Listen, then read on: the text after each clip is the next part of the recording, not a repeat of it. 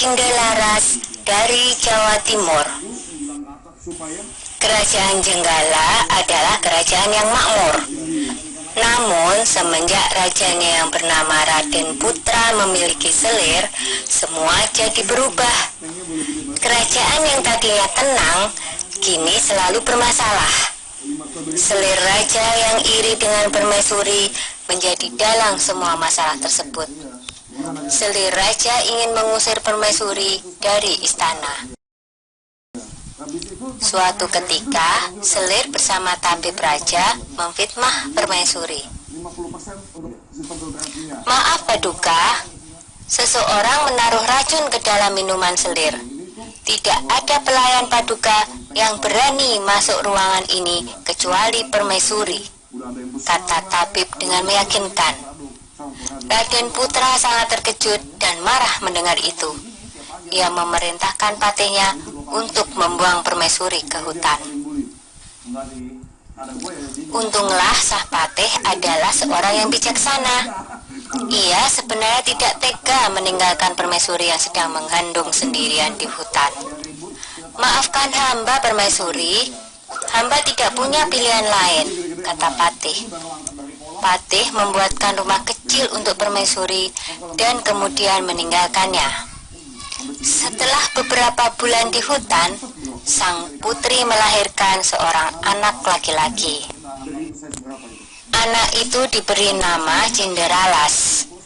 Karena lahir dan tumbuh di hutan, Cindelaras berteman dengan binatang-binatang di hutan itu. Suatu hari, di saat asik bermain, seekor burung Raja Wali menjatuhkan sebutir telur. Cindelaras mengambil telur itu dan bermaksud menetaskannya. Tetapi secara ajaib, telur itu menetas menjadi seekor anak ayam. Cindelaras sangat menyayangi anak ayam itu. Kian hari, anak ayam itu tumbuh menjadi seekor ayam jantan yang gagah dan bersuara merdu. Kicauan seperti seekor burung yang tengah bersiul nyaring. Yang lebih mengejutkan adalah setelah bersiul nyaring, ayam itu berkokok. Kukuruyuk! Tuanku adalah Cindelaras. Rumahnya di tengah rimba, atapnya daun kelapa. Ayahnya Raden Putra. Cindelaras memperlihatkan ayam jantan itu kepada ibunya. Ibu Cindelaras yang mendengar kokok ayam itu akhirnya menceritakan asal-usul mengapa mereka sampai berada di hutan.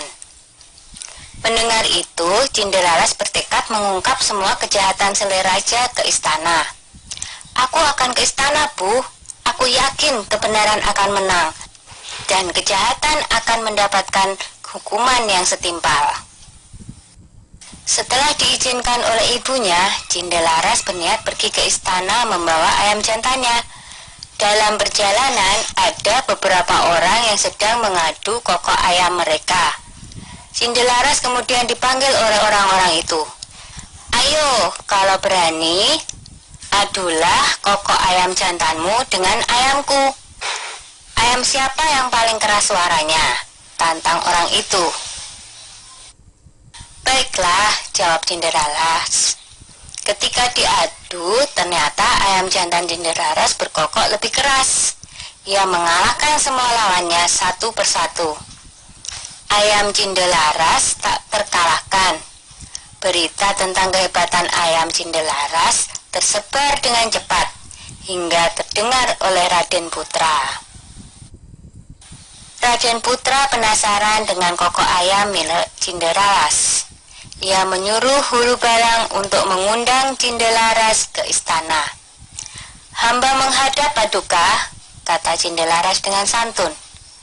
Anak ini tampan dan cerdas. Sepertinya ia bukan keturunan rakyat jelata, pikir Baginda begitu melihat sosok Cindelaras. Raden Putra menjelaskan maksud hatinya mengundang Cindelaras ke istana. Raden Putra menantang untuk adu kokok ayam.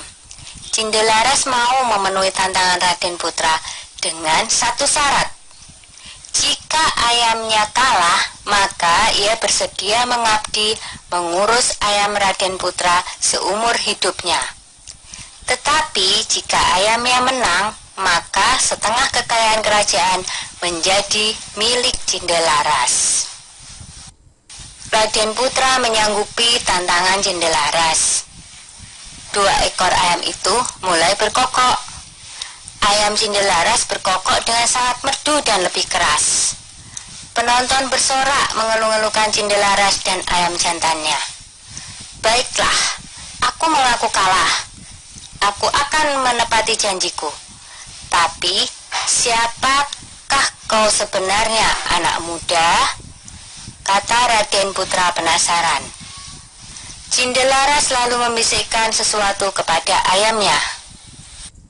Tak lama kemudian, ayam jantan Cindelaras berkokok keras.